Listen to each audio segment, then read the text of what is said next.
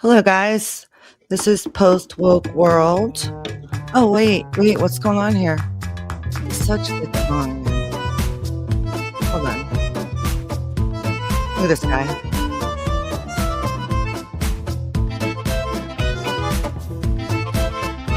Yeah, I mean, these guys are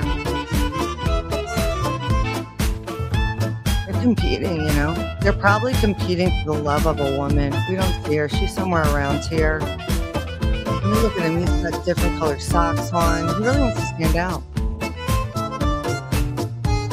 All right, let's get back in the frame. Get out of here.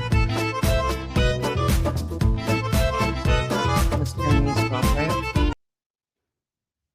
So what's going on, guys? Post Woke World, my name's Jennifer.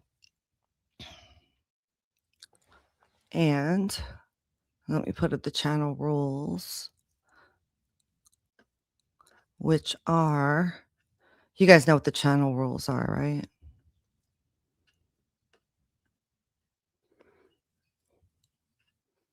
Okay. So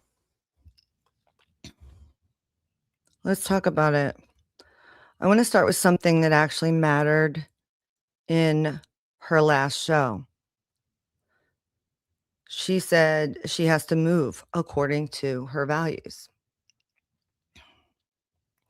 She's apologized multiple times already. She apologized to Baker for having Jess Walsh on. She apologized for trusting someone. She apologized for not seeing something sooner. And then she asked a very reasonable question. Why is it a crime that it took her a while to figure something out when it also took Baker that same while to figure it out? Right? Well, apparently growth is only suspicious when women do it. She said something else that I think is important. She wants to know what she's apologizing for. That feels reasonable. Tell me what the offense is so I can evaluate it. That's adult behavior, right? Instead, it feels like the offense became tone. I mean, things seem to get sort of nuclear when she said he fucked the flashlight, which surprised me. Because this is a guy who discusses tits and boobs recreationally. I assumed the response would be a joke, maybe a better one. But instead, we've arrived here. We've got a moral summit.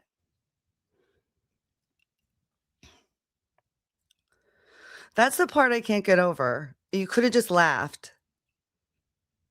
For me, that was the exit ramp. And instead, we chose the highway to character assassination.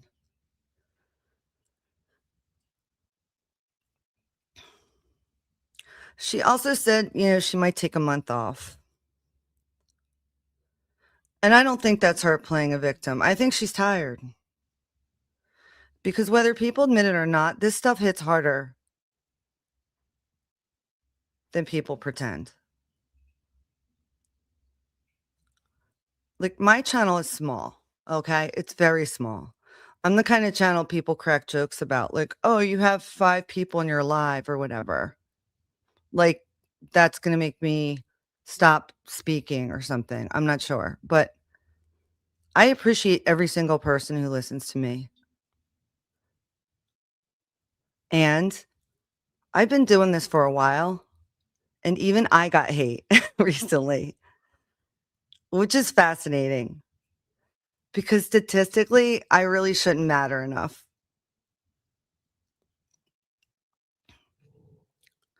Someone used my full name, which always feels dramatic. Like, am I supposed to gasp? It's my name. I've been using it for years. My favorite insinuation was that because I'm excited about another woman doing something good, something well, and I'm cheering her on, that I must be a lesbian. That logic is fascinating. By that standard, every man who supports another man is in immediate danger.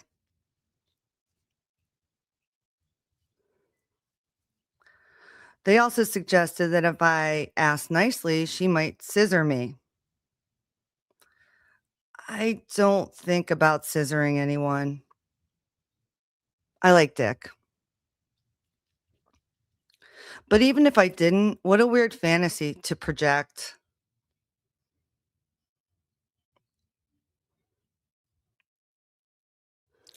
This is what happens though when people can't argue the substance. They attack sexuality, they invent crimes, they rewrite live streams. Do you know someone literally accused her of killing a dog? Somebody in the chats accused her of killing a dog and leaving it to die,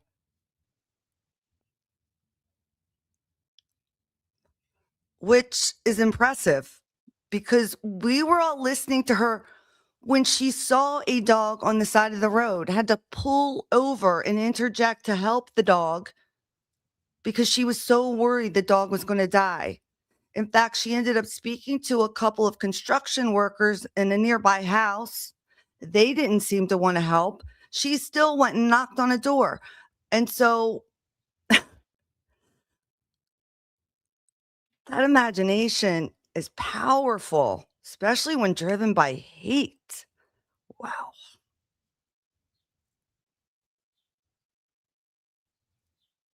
I don't think this is about a flashlight. I don't think it was about journalistic integrity. I think it was about momentum. There was blood in the water. People moved fast. And that's not outrage. That's called opportunism.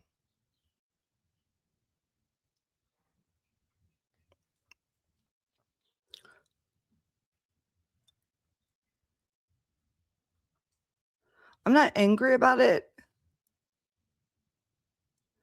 I'm just watching it.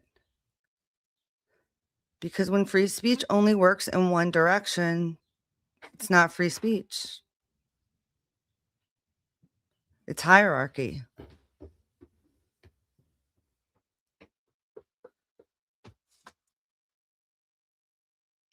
So I want to talk about a few other things here, but first I'm going to go into the chat and say hello before we move on.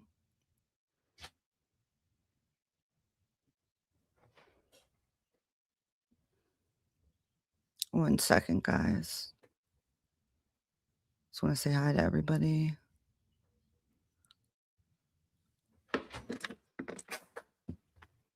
So,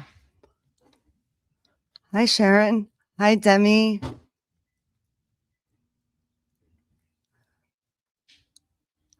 Right. I agree. Like,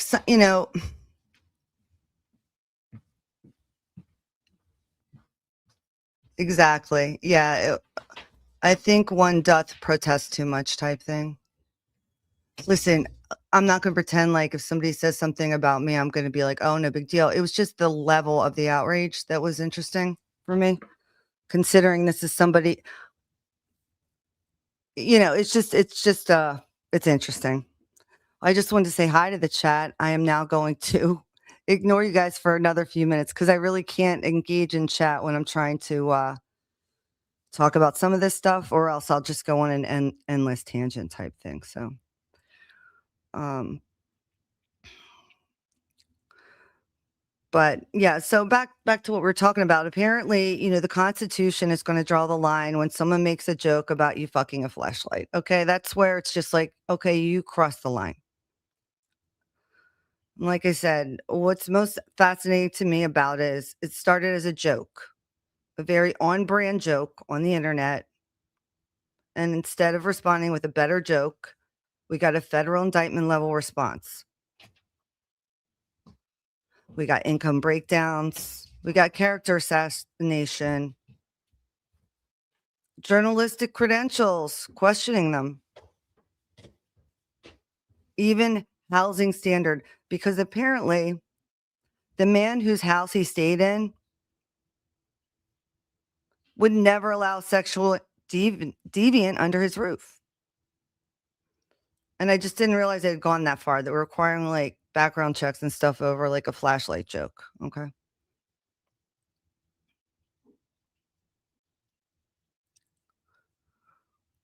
The I don't care speech. He said he doesn't care if she makes $1 million or $2 million. But I don't think I've ever once listed the annual income tiers of someone I don't think about. That felt kind of more like caring with bullet points, right? I mean, if I don't care about your tax bracket really probably isn't crossing my mind.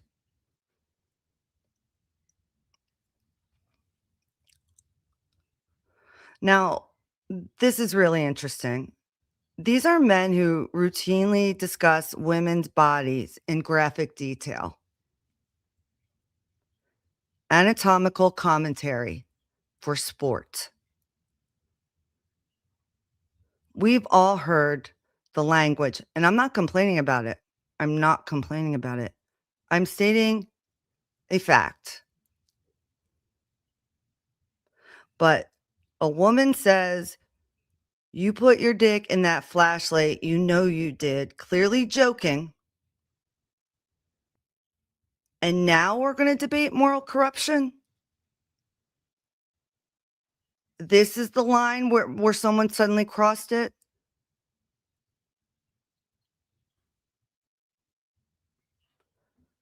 The tolerance window is asymmetrical, in my opinion, here.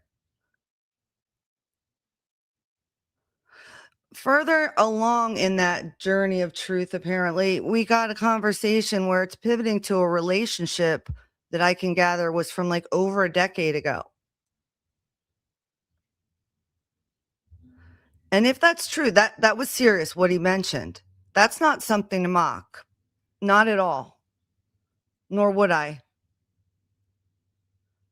I just didn't understand how that story he told connected to the flashlight. I didn't understand the connection. It felt like we were discussing a meme and someone pulled out a genealogy chart. I'm like, what direction is this?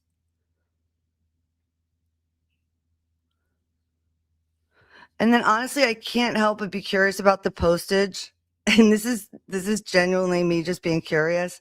Shipping something from Massachusetts to Denmark is not cheap. I once mailed something to Ireland and briefly reconsidered international relations when I saw how much. It was somebody I met in my ex DMs, and it's a long story, but I said I would do it, and I did it. And when I found out how much I had to pay to send it, it was like, wow, I had no idea international shipping was that expensive. So I would love to see how much that costs. Just curious. That's a lot of money to spend sending stuff like that, you know? Let's talk about blood in the water. What irritated me wasn't like the overreaction of a joke or the joke. It wasn't the meltdown. It was how people moved, how fast they moved. It was like the tiniest drop of blood in the water, and suddenly people are popping up and deciding teams like really fast. And to me, that's not principle, that's timing.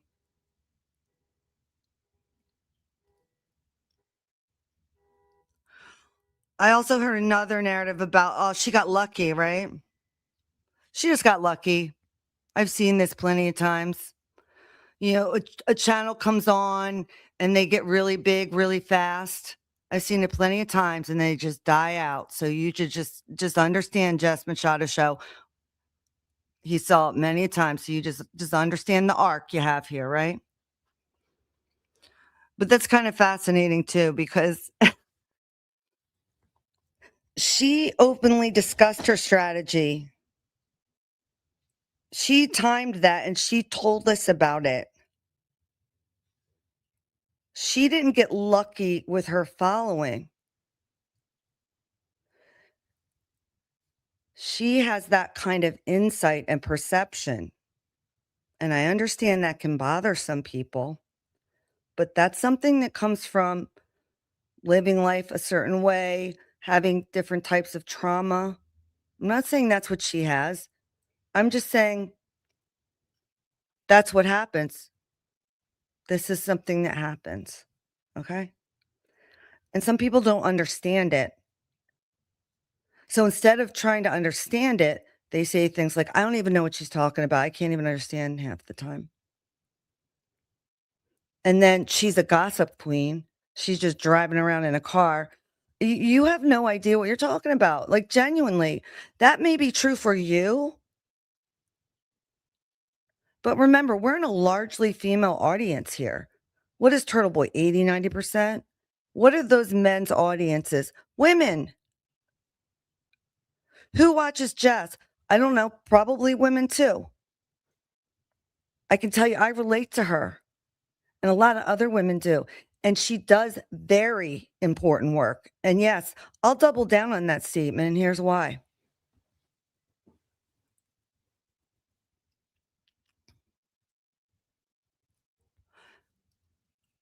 Women, we're judged by our looks, right? Like, this is a clear thing. This is a tangent. I'll get back to this, but I just want to bring something to this. To me, this is important. We're judged by our looks, okay?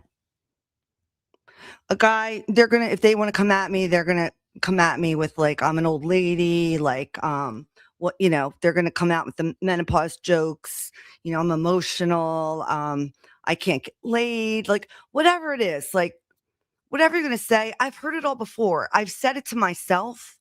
I've been so much meaner to myself than anything anybody can say to me online, anything they can text me.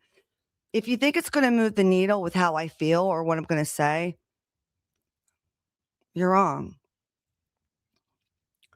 The reason why Jess Machado does important work is because, I mean, when I met her, I didn't think she was heavy. I guess she got more heavy set. To me, I don't really care about that. But a lot of people do. A lot of people want to talk about her weight all the time. They want to make pictures of her. They want to make disgusting things about her. And guess what? Free speech. Again, do it, right? She knows people could do it to me. It happens. This is what happens when you put yourself online. I don't want people to do that to anyone, to me or anyone else, but this is what people do.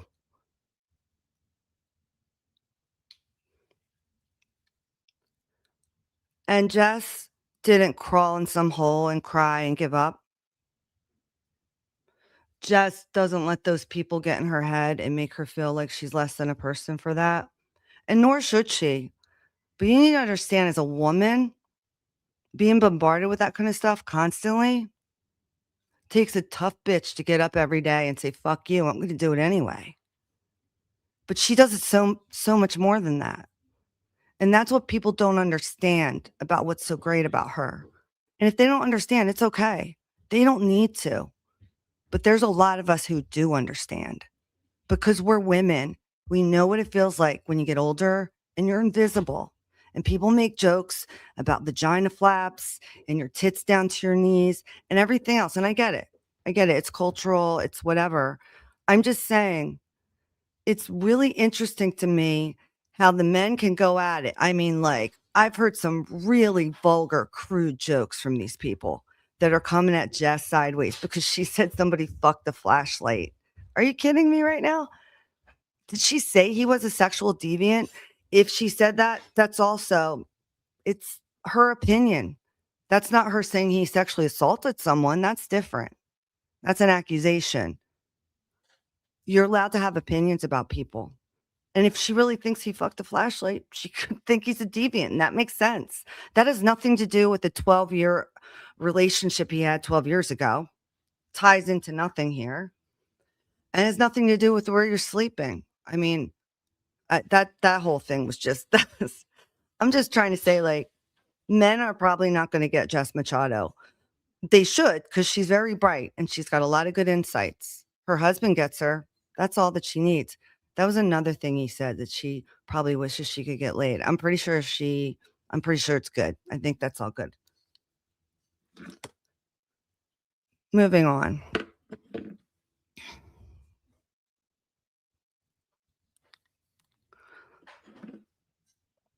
Let's get back to the strategy of her opening up that channel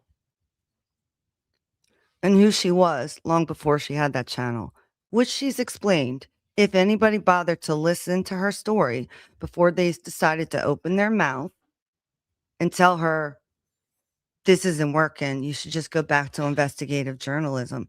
Are you even a reporter? Do you even go here? That was the vibe. And these are people who don't even live in the state of Massachusetts, and or somebody doesn't even live in the country. Again, fair, fine, great people, everybody loves them. I'm not saying you shouldn't. I'm just saying the shift that it took real quick is very interesting to me and did not go unnoticed.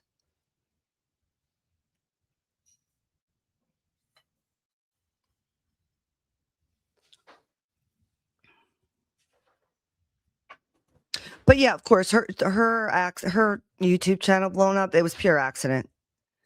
You know, total accident. It just happens like that. I've seen it over and over again. It's like tripping, falling into a media company, right? That's how it happened. Let's talk about the comments section. It was it was ambitious.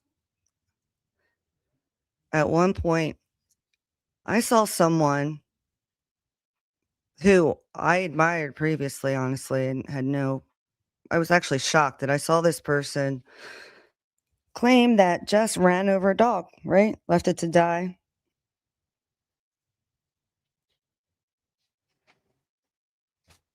Which again is impressive because like I said, we're literally listening to her live trying to rescue a dog from traffic. But yeah, vehicular canine homicide on a live stream with witnesses.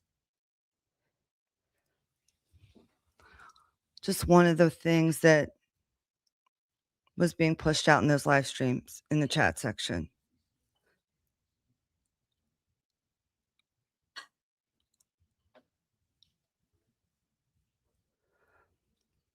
And then here's where I think there's another perspective to take, and Jess brought this up in her 24 and 24.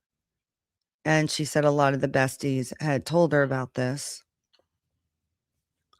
and she hadn't considered it, but it's interesting because now she has a group of women who have her back. And a small minority of those women had the intuition that, hey, guess what? Not everyone that supports Turtle Boy or can't read fits into one political category. Okay. They don't. We know this because with one of the mods on Jess Machado Show's channel, one of the issues they had was the woman wanted to start to control her political speech. She said, hey, stop talking about politics. And Jess said, go fuck yourself, as she should. And then the woman got butthurt and now she supports, Team Baker or whatever. Who cares, really? But the bottom line is that woman is someone who thought she could control Jess. She tried to manipulate her. It's so clear from the outside. I don't know who these people think they are, that they don't think we see that. It's pretty obvious from the outside, like, what's happening. There's a lot of us that see. Just because we don't talk about it doesn't mean we don't see it. But you do you, but we'll keep talking about how she's such a horrible person and, even though she tried to help you get a channel. Okay. But recently, she started talking about governors, midterms, power structures, decorating the town hall, piss some people off. That scrutiny intensifies. And I just find the timing interesting, just like those besties did that reached out. And I'm very pro speech. Okay. I am pro free speech. That's why I'm so invested in the Turtle Boy movement. It's why I'm so interested in following his case. It's why I will continue to support him and hopefully form a fundraiser and welcome anybody who wants to help me with that. I'll be talking about that more in the next few weeks. I just didn't realize this free speech came with loyalty programs. It's the whole thing, free speech, unless it's directed at someone I like. And then terms and conditions apply.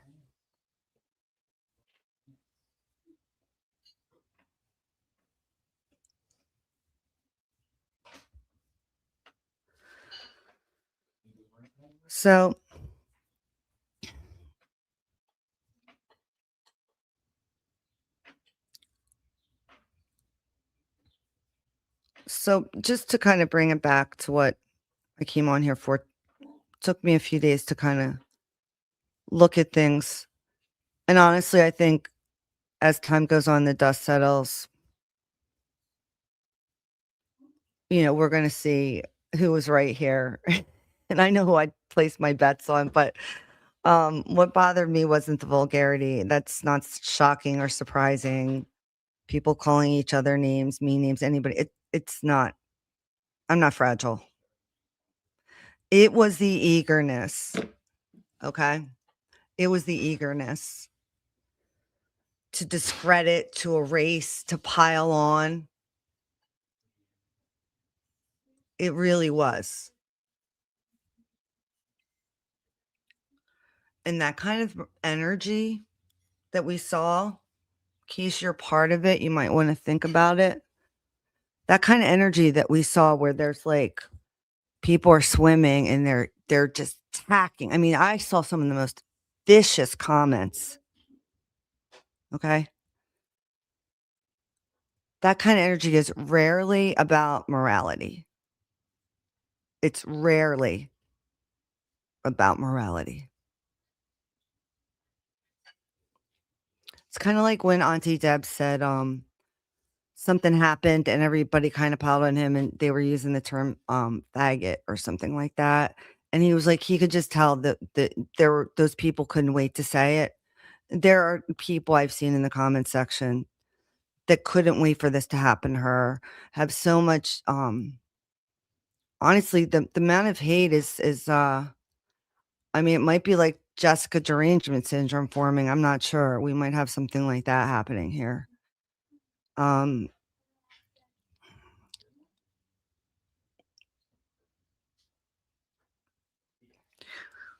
it was that was the part that was interesting to me and really most concerning, only from like a person who's like really likes this movement, thinks it's very positive. And I still do. I still do. I'm just saying, like, if your brand is built on saying outrageous things, you should probably be able to survive one. If it's a joke about a flashlight that's going to destabilize you, maybe the issue isn't about free speech.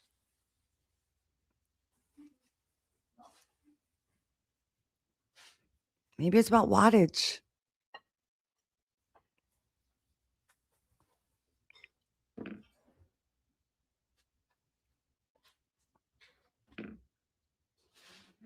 So, guys, we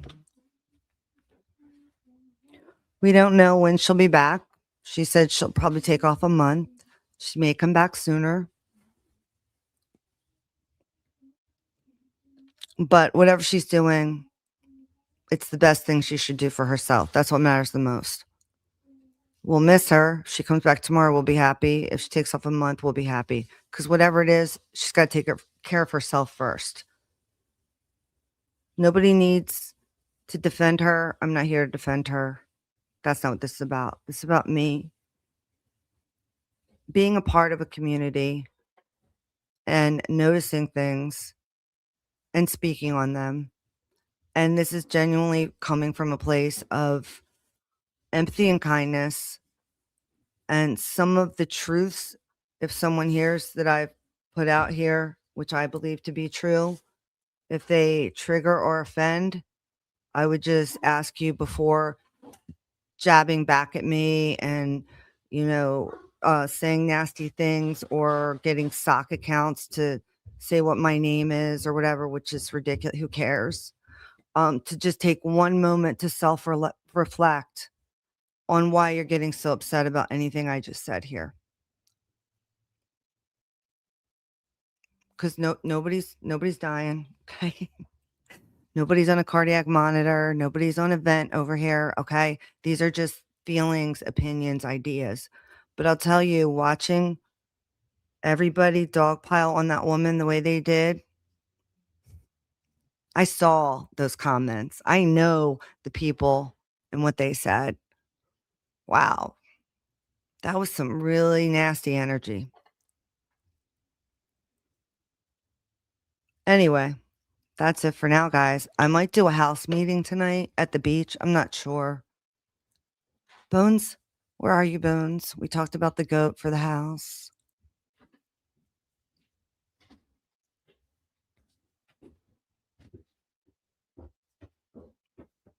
Yes, right.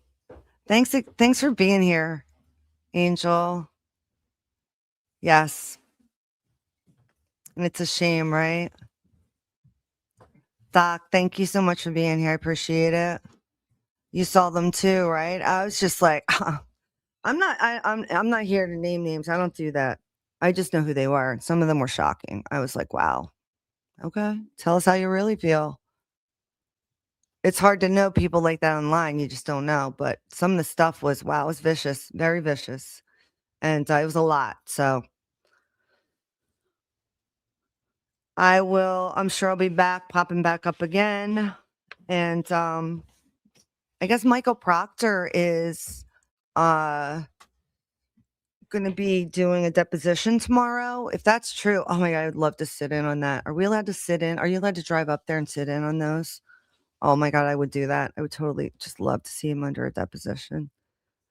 They're probably behind closed doors, though. All right, guys. Thanks for being here.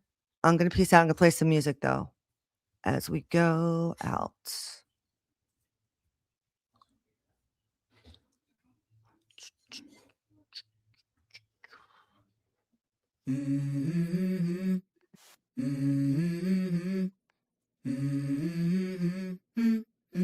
Let's go. I wake up to a little bit of drool on my pillow, feel like it's gonna be a bad day. Yeah, I'm tired of shit, and the coffee ain't hit yet, damn, ain't that great. I don't wanna go to work, cause my boss is a jerk, and I'm not even that paid. I need a change in my life, cause I don't feel alive, and there's nothing that makes me happy. Hold my beer for a minute, I'm about to quit my job, cash in for a ticket. I'm going on a trip and I don't plan to visit. I'm gonna stay there till I feel like I'm winning, and this is just the beginning. I need a big change, help me feel like living. I need a big swing, home runs I'm hitting, and I'll never look back, moving on till I get it all. And we all got dreams, we all want things, but what you gonna do for it? How you gonna move for it? What you gonna be? And do you believe you can do anything? What you gonna do for it? How you gonna move for it? What you gonna be?